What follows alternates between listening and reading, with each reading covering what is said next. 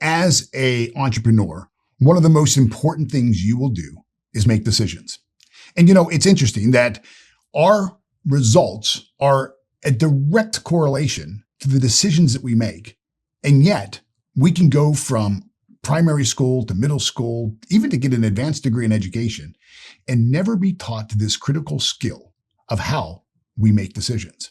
To make the most effective decision, what I've learned is that we have to access the resources within us, known as our intelligences. Now, as you'll see, we have 4 intelligences. We have intellectual intelligence, which most of us have heard of. We have emotional intelligence, which, recently in the last decade, people have read books on, and it's been kind of all the rage in personal growth and development. Then we have what's known as PQ, physical intelligence. And then there's spiritual intelligence. Intelligence is our ability to acquire and apply skills and knowledge. And it's a capacity for us to have for new life. Now, when we activate our intellectual intelligence when making a decision, what we're doing is we're using our ability to learn new things and to access stored historical information, things that we've learned in the past. Then we have emotional intelligence. This is our capacity to be aware of and in control of, to express our emotions, to handle interpersonal relationships judiciously and with empathy. Then we have physical intelligence, understanding our body and creating a positive relationship between our mind and our body, actively working with our physiology to create better conditions for our bodies to thrive, ensuring that we take steps to minimize harm to our body. Now, also, we all know that every single cell of our being has an intelligence in it. If you've ever studied martial arts or meditation or dance, you know that there is muscle memory. Every single cell of your being has an intelligence to it. And lastly, there's spiritual intelligence. This is a higher dimension of intelligence that activates the qualities and capabilities of all of our other intelligences. And when we're operating in harmony with each other, then our spiritual intelligence that drives us to seek more life. Our spiritual intelligence is the part of us that causes us for fuller expansion and fuller expression. If we think about it, everything in the universe has this type of intelligence, spiritual intelligence. It's what causes a blade of grass to grow through concrete. I grew up in Pittsburgh, Pennsylvania. We used to have a root or fruit cellar. And there in the dark, we would store potatoes and onions. And if there was just a little bit of light coming through, maybe a crack in the window, the potato would begin to root and seek the light, seeking fuller expression and fuller expansion. It was an expression of its spiritual intelligence. Now, whenever we're making decisions, it's critically important that all 4 of these intelligence be in harmony and be in congruency with what it is that we're trying to make a decision for. If we have any disconnect between the first 3 intelligences, our IQ, our PQ, and our EQ, then what happens is our spiritual intelligence, the part that drives us, the part that seeks desire, the part that tries to bring this unexpressed possibility that we have, this idea, to life, that's seeking fuller expression. If these 3 other intelligences are not congruent, if there's any disparity, then what happens is our spiritual intelligence can't be fully present. If you take a look at this model, I think you would agree that for most people, this is the method by which we make decisions. We first make the decisions from our here and now, in the place and context of our life as we know it in the environment we're in. I always use as an example the decision to lose weight or to improve our health. I think it's something that, most people throughout their life set a goal at some point in time to get more healthy or to lose weight. So let's suppose that you wanted to lose weight and you were making the decision following the current model. What you would do is, in the place of here and now, in the context of your life right now, in the environment you're in, you wake up in the morning, you step on the scale and you see a number that you don't want. And what do? Well, emotionally, immediately you get triggered that says, I've got to do something. I've got to do something. Look at this. I've got to lose weight. And from that emotional response, what happens is our intellectual intelligence kicks in. Your IQ says, I know what to do. And it begins to access all of your stored knowledge. Well, what you've learned about losing weight is diet and exercise, right? Do this here and now. If you can diet and exercise, you'll lose weight. And so we come up with a plan. That plan is usually to do our very best. So we make a decision that we're going to drink, wheatgrass juice, and we're going to eat tree bark, and we're going to do P90X or some insanity workout for an hour a day. Our emotional intelligence gets really excited about this. This is fun and new. Maybe we get to buy a new outfit, a whole new wardrobe. Intellectually, it makes sense. Sounds great. Works every time, diet and exercise. But somewhere along the line, after about 3 or 4 or 5 days, maybe even a month, maybe we can muscle it out for a month, we quit. Why do we quit? Well, our PQ, our physical intelligence, the part of us that has to drink the wheatgrass juice, the part of us that has to eat the tree bark, the part of us that has to do the P90X, didn't sign up for that. There's some resistance. There's an incongruency in willingness and desire. And because these three intelligences are not in harmony with each other, our spiritual intelligence, the part of us that is seeking fuller expression and fuller expansion, the part of us that always drives us to be, do, and have more, can't be fully present. And so what happens again is we make this decision. We see something that we don't want. We want to make a decision to change our lives. We go right to behavior. What should I do? What should I do? And our resources are limited when we start this way, because what should we do? Well, we should only do that which we know to do. We have to access our stored historical information. And so our historical information tells us to do this. The problem is that we've probably tried that before. We already knew that information and we weren't already applying it. So what we do is we think, well, there must be something missing in me. I must be incomplete. I must be broken. There's something not working with me. So we go from environment and the here and now, what should I do, to, you should do this. And then we begin to look at our skills and the knowledge. What do I need? What's incomplete? With my skills and knowledge, do this here and now. So we get the book on dieting and we buy the new shoes and we get everything. And now we're fully resourced. Now we've got everything that we were incomplete with. Now we have to ask the big question, the question about our potential.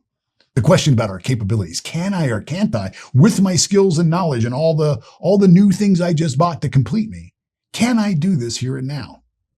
And for most of us, the answer is no. No, you can't.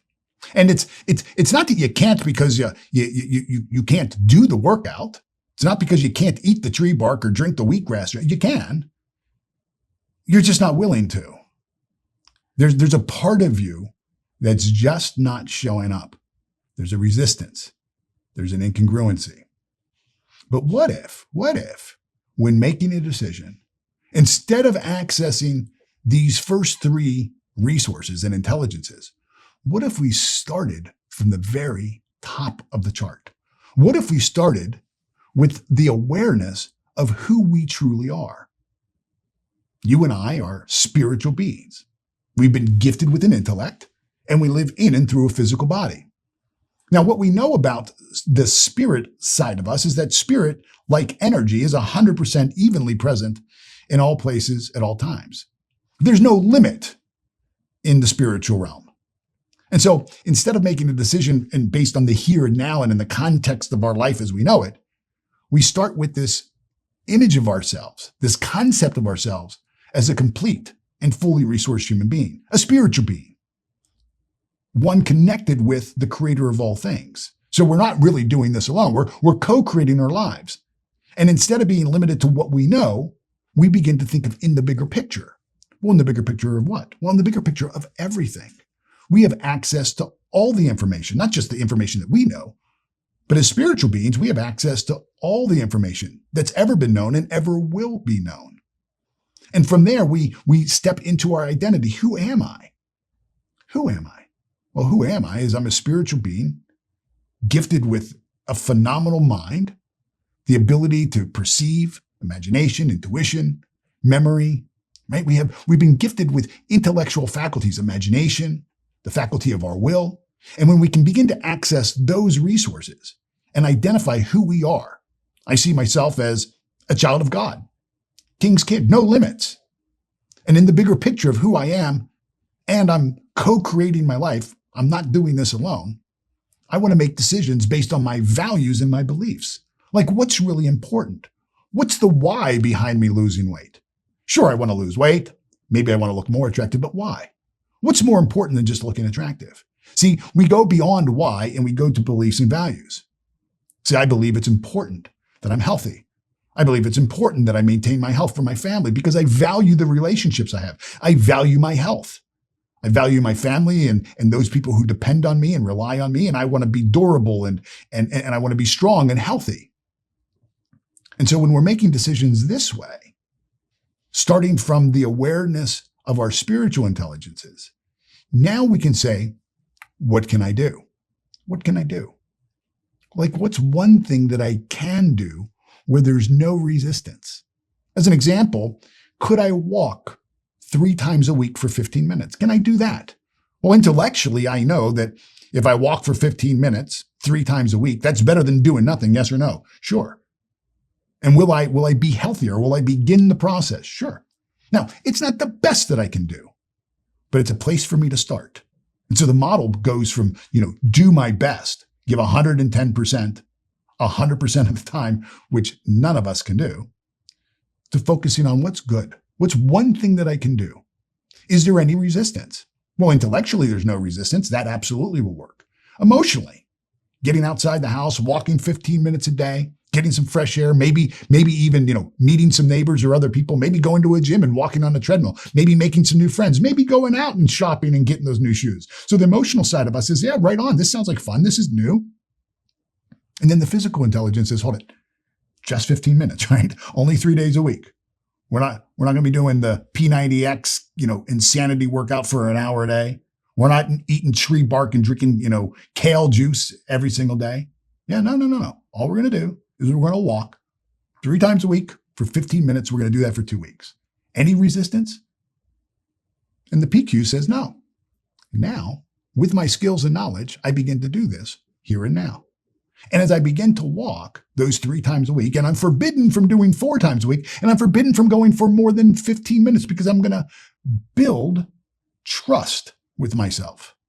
I'm not going to lie to myself. I'm going to make a commitment and I'm going to live into it.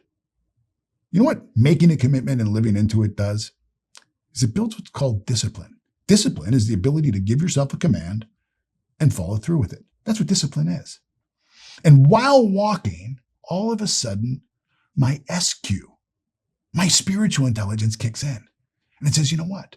You can walk faster. You can still just do 50 minutes, but you can walk a little faster. And now all of a sudden you start to walk faster. And the spiritual part of you says, you know what? Last time you walked 1 time around the block in 15 minutes. I bet we can do 2. And now all of a sudden you begin to seek fuller expression and fuller expansion. At the end of those 2 weeks, we go back to our spiritual awareness and our spiritual intelligence. We say, great, in the bigger picture, now that I'm walking 3 times a week for 15 minutes, who am I? Oh, I'm a spiritual being, gifted by God, co-creating my life. I'm a king's kid. I can be, do, or have whatever it is that I want. But what's most important to me and what I value is I value my health. I value keeping my word to myself. I value stretching myself. I value pushing myself beyond what I would normally do. So what can I do? What would be better than 15 minutes 3 times a week? So I go from good to better. I'm still not at my very best, but I'm better than I was. And I get an idea. And that idea is maybe what I can do is I can do walk run. So I can do these 15 minutes 3 times a week and I can walk and jog. So if I wanted to pick up the pace, I could. And maybe I could add another day. Maybe I could do it 4 days a week. Well, intellectually, does that make sense? Would that work? If I started to go 4 times a week for 15 minutes or 4 times a week for maybe, 20 minutes. And if I were to just jog and walk, is that better than sitting on the couch and doing nothing? Sure it is. Is that better than just walking 3 times a week for 15 minutes? Yeah. Will I increase my metabolism? Will I begin to burn more calories? Absolutely. And by the increase of my metabolism and burning more calories, will I begin to get closer to my goal? 100%. Okay. So IQ says you're in. Spiritual intelligence says, great. Now we get to run a little bit. Now we get to do, maybe we can add another day, and that other day, maybe we can go to the park. Maybe we can go a different route. Maybe we can begin to explore new things.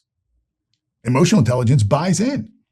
Physical intelligence says, we're still doing 15 minutes.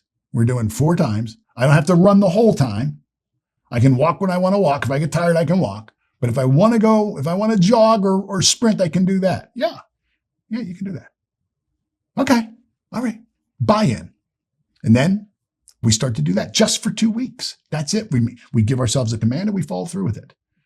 We made an agreement with ourselves. 4 times 15 minutes. Jog, walk, jog, walk. As we begin to do that, all of a sudden, our spiritual intelligence kicks in. He says, guess what? I bet you can do more. I bet you can go further than just 2 times around. Let's jog more of the 15 minutes. You're still living within your commitment. You can walk whenever you want, but now all of a sudden you want to. See, you've gone from having to wanting to. See, once you want to, you don't have to ever again. When it goes from having to wanting to, you never have to again. And now with your skills and knowledge, here you are, you're doing this here and now. Now, we finished that for 2 weeks. What's next? I access in the bigger picture. What more could I do? What would be even better? What would be even better? Well, now I'm feeling kind of proud of myself. I'm beginning to get some behavior momentum behind it. I'm trusting myself more. I've lost a little bit of weight. I'm feeling better. And now I get an idea. Where'd that idea come from? That idea came from the spiritual world. It came from beyond my own knowledge. Now all of a sudden I say, you know what? Let's stick with the 15 minutes, 4 days a week. The running and jogging and walking, that feels good. But let's add some push-ups. Let's do one day. Let's add one day where we do some push-ups. Maybe we do some burpees. Maybe we do just maybe we just curl some weights. Just 15 minutes of a little bit of resistance training, upper body strength. IQ says, well, that's much better than just, walking 4 days a week for 15 minutes. Jog, run, walk, jog. Spiritual intelligence says, oh, hold it. Now we get to maybe buy some dumbbells. Maybe we get a new routine. Maybe we can start to do a workout. Maybe we can log into, a class online, meet some new people. Emotional intelligence says, this sounds like fun. Physical intelligence says, okay, hold on. Just 15 minutes. That's it, right? Just 15 minutes. And I can do whatever I want, but it's only going to be one additional day. That's it. Yeah, that's it. That's the commitment. And only for 2 weeks. Physical intelligence says, okay, no resistance. And so now there you are. You're walking 4 days a week. Jog, walk, jog, walk, jog, walk. You're doing great. Actually, you're going further, faster, still within the 15 minutes, still only 4 days. You're keeping your commitment to yourself. And now you've added a day, 15 minutes. And as you start doing your push-ups and you struggle to get the first 10 done, the next day you come up and you think, geez, the next time you're up for your 15 minutes, you think, last time I did 25. This time I think I can do 40. And what do? You begin to express who you are as a spiritual being. You seek fuller expression and fuller expansion. You begin to access your awareness of your potential. Can I or can't I? Do I have the resources? Do I have the skills and knowledge? Yeah, you can do this here and now. And see, by following a model of good, better, best, and using all 4 of our intelligences to their highest and intended use, what ends up happening is not only do we make the decision, not only do we begin to apply the decision in our lives, but we actually commit to it. We actually live into it. We actually fulfill and keep our word. We actually begin to build trust and confidence and self-certainty. And that increases 2 things. 1, our self-image, the image that we hold of ourselves. And 2, our self-esteem. That's our personal self-regard, how I value me, how I treat myself, and how I train the world to treat me too. And all I've done is I've accessed all 4 of my intelligences, but starting with the highest part of who I am. The highest side of you is your spiritual being. We can remove your arms and your legs. As a matter of fact, one of my best friends is Nick Vujicic. He has no arms and no legs. But if you spend any time around Nick, man, he'll move your spirit. There will be something inside of you that stirs. You will feel compelled to be and do and have more. You become inspired when you're by him. That's in spirit. That's where that word comes from, inspired. It comes from the Latin word inspiro, in spirit, one with. So whenever you're making decisions, and you've got lots of them to make as you build your business, make sure that you don't overcommit. Make sure that you're not being driven from, what you've always done or what you know to do or what everybody else has done, or what you're being driven just by your emotional state and you're making just an emotional reaction, make sure that you first access the true whole side of you as a spiritual being, where you are connected to all things in the bigger picture of everything, that you're not alone, that you and God, you and infinite intelligence, you and universal power are a majority in your life. And when you begin to make decisions this way, you'll make better decisions, you'll live into them, and you'll be living much more authentically. The model goes from good to better to best. I hope this helps. Be well.